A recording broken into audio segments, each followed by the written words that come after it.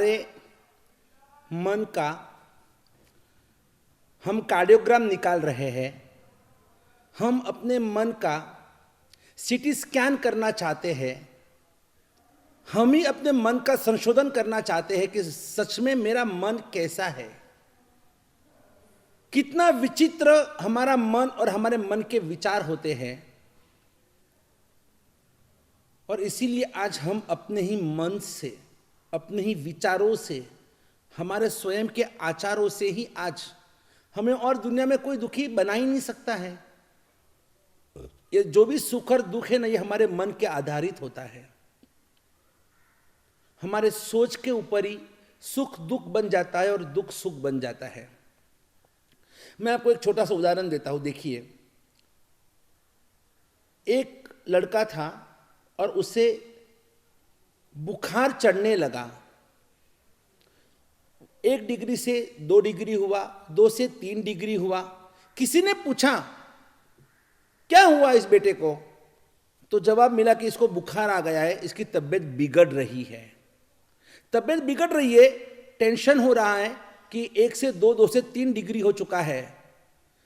तो जब बुखार 2 से 3 डिग्री हुआ तो आप दुखी दुखी बन गए, और 3 का 4 हुआ, 4 से 5 हुआ, और भी आपको टेंशन हो गया। फिर वापस अपने सब पानी में वो पट्टी लगा कर और भिगो कर और फिर उस पट्टी को लगाया, अपने ट्रीटमेंट के डॉक्टर को बुलाया और धीरे इंजेक्शन वगैरह दिया। धीरे धीरे वो बुखार उतरने लगा। 5 से 4 हुआ और 4 से 3 पर आया। वो जो पड़ोसन थी वो वापिस से बोला, आपकी बेटे की तबीयत अब कैसी है? तो आप क्या कहेंगे? नहीं, अभी अच्छी है, अभी सुधार पर है। देखो, पहले भी 3 डिग्री था, तो 3 डिग्री में जब उसने पूछा था, आपने कहा कि तबीयत बिगड़ रही है, तब आप दुखी थे। अभी वापिस वो बुखार 3 डिग्री पे आके अटका हुआ है। अब वो पूछ रहे कि तबीयत कैसी, आप कहते कि अब सुधारे पर अब अच्छी है तबीयत। तो 3 डिग्री पहले भी था, अभी भी 3 डिग्री है, लेकिन आपके मन में तो नहीं, ये बढ़ रहा है। और अब आप सोचते कि ये घट रहा है। 3 डिग्री तो 3 डिग्री है, फिर भी हमारे सोच के ऊपर ये पूरा आधारित होता है। हम जो सोचते उसी से हम सुखी और दुखी हम बनते हैं। और इसीलिए भगवान ने, परमात्मा ने हमारे मन को वशीभूत करने के लिए ही परस्पृहा महादुखम निस्पृहत्वम महासुखम एतत् उत्तम समासेन लक्षणम सुख दुखयो। सुख और दुख की व्याख्या बताए कि परस्पृहा महादुखम, आप दूसरों की स्पृहा करते, यही आपके लिए दुख का कारण है। और निस्पृहत्वम महासुखम, आप निस्पृही रहते हो, कहीं पर भी आप आसक्त नहीं हो, आप अनासक्त हो, आप निर्दम्ब हो, आप निर्मल हो, आप निर्दोष हो, तो आप कहीं पर भी आप बंधे हुए नहीं हो, तो यही आपके सुख का कारण बनता है। इसीलिए व्यवहार सबसे अच्छा रखो, कोई भी मन में गांठ मत रखो, न राग की गांठ न द्वेष की गांठ। जहां जहां गांठ होती है ना, गठान जो होती है ना, उस गठान के कारण कोई भी चीज आर पार नहीं होती। अगर सुई और दोरे की देखो, दोरे को अगर गठान होती है ना, तो वो सुई से आर पार नहीं हो सकती है, वो रुक जाती है, अटक जाती है। और इसीलिए हमें मोक्ष में जाना है, हमें अगर सुखी सच में बनना है, मोक्ष की बात तो हम बाद में करेंगे कभी, क्योंकि मोक्ष की अभी आपको मैं बात समझाऊं तो भी, जब आप वर्तमान में ही ऐसी स्थिति में जिंदगी जी रहे हो। देखो, हमारे मंदिर के अंदर आप देखो तो मंदिर में शांति स्नात्र महापूजन, शांति स्नात्र विधान, शांति विधान, शांति कलश विधान, सब कुछ हम करते हैं। शांति स्नात्र भी बनाते हैं, शांति विधान भी करते हैं, हम शांति कलश भी करते हैं, हम बड़ी शांति भी बोलते हैं, छोटी शांति भी बोलते हैं। तो ये सब शांति शांति मंदिर में तो हो ही रहा है।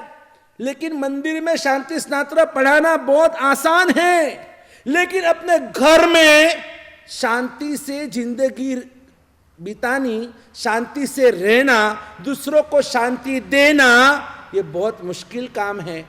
उपाश्रय में देखो तो उपाश्रय के अंदर 15 दिन में एक बार, कितने दिन में? 15 दिन में एक बार, जब वो पक्षी प्रतिगमन होता है ना, और तब जोर से झंकारा रावसारा, वो पूरा हम वो जो थोई की 3 लाइन है ना, वो हम सब साथ में मिलकर जोर से बोलते हैं।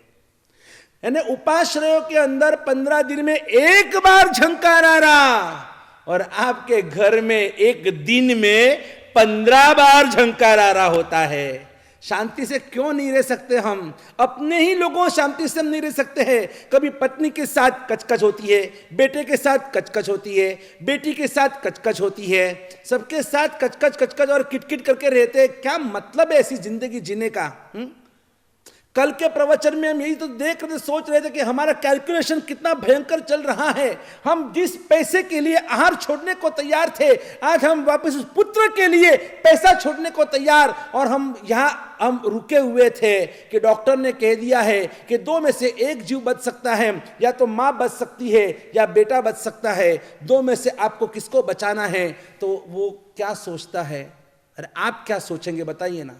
आप यही सोचेंगे कि डॉक्टर एक काम करो, पत्नी को बचा लो, क्योंकि आप यही सोचते कि पत्नी होगी तो पत्नी का सुख भी मिलेगा और वापस एक नई संतान भी हमें प्राप्त हो सकती है। लेकिन अगर सिर्फ बच्चे को बचाने की बात करूं तो माँ नहीं होगी तो बच्चे को संभालेगा कौन? उसको बड़ा करेगा कौन? उसका ध्यान ख्याल रखेगा कौन? इससे तो अच्छा है, ऐसी तो भावना तो यही है कि दोनों बच जाए।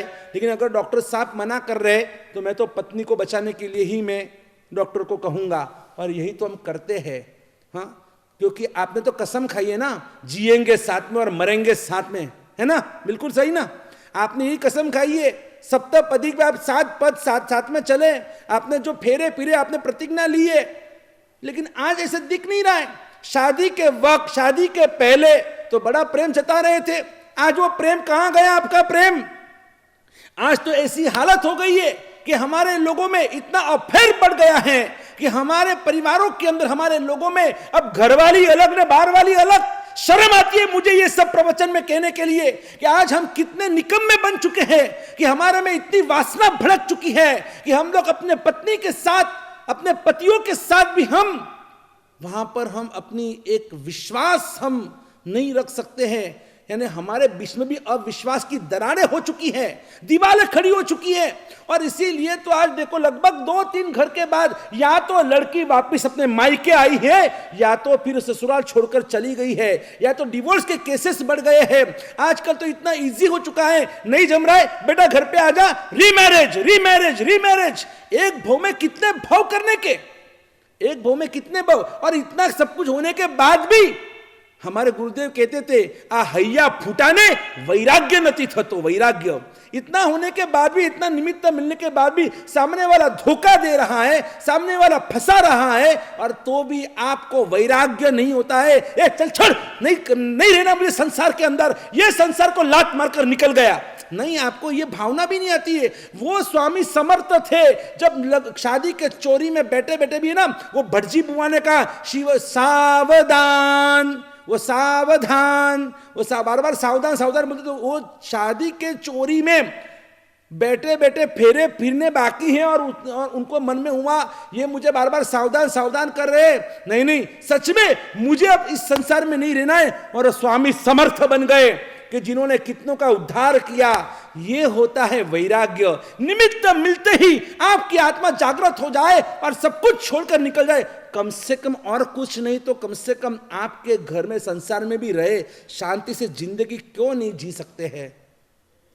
और इसीलिए मैं वापस कहता हूं, शायद मुझे ऐसे लग रहा है कि आपको कोई अगर सवाल पूछे कि आप सबसे ज्यादा किसको चाहते हो, तो आपका जवाब तो ये स्पष्ट दिख रहा है कि आप सबसे ज्यादा आपके पत्नी को प्यार करते हैं।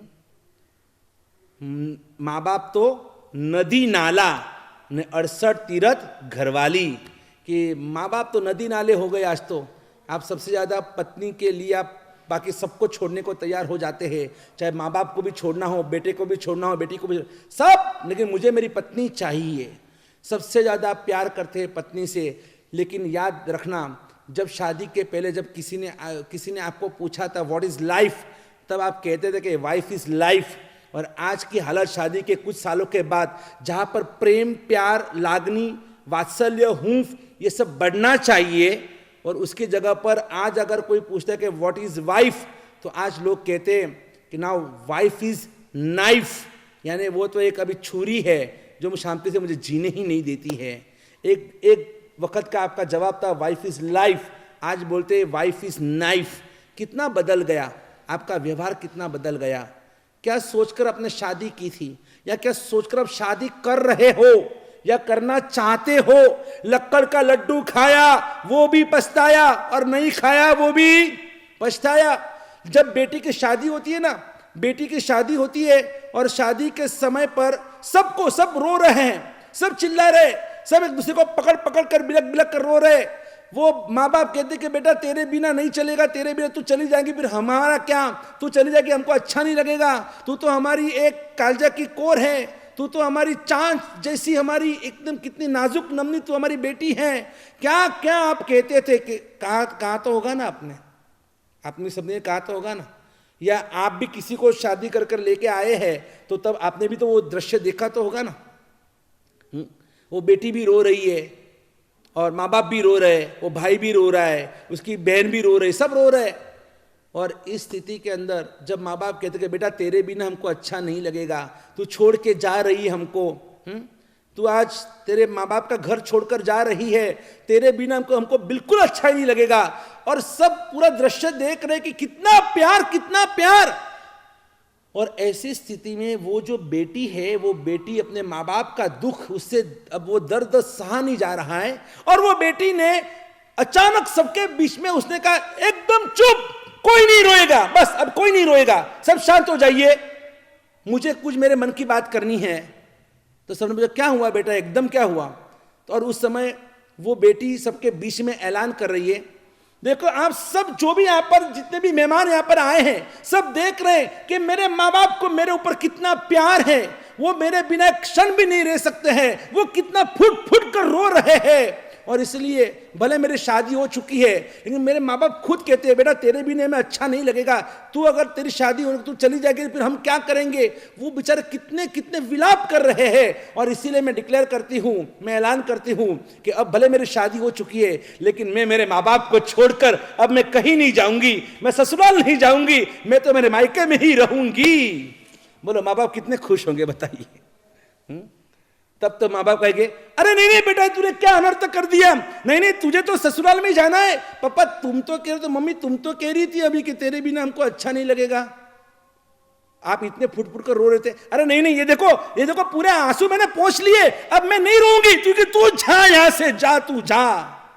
ये है हमारा संसार। संसार की व्याख्या परिभाषा है स्वार्थ विना सगपन नहीं, अने लालच विना लागनी नहीं, अने मतलब विना मैत्री नहीं, एनु नाम छे संसार।